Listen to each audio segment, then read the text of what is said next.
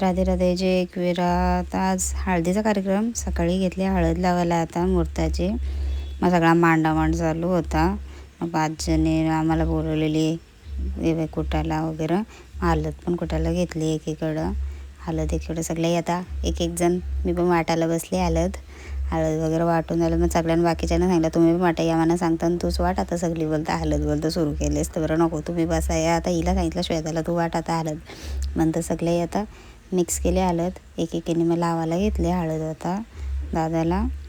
सगळीजणं जो तो आता काय काय चालूच होता सगळ्यांचा, याला हळद लाव त्याला हळद लाव. आत्या काय आमच्या आत्याच्या मावशी आहे आमची. आत्याशांशिवाय आमचं काय कार्य होत नाही. तिघे आत्याशी आम्हाला पहिले लागतात.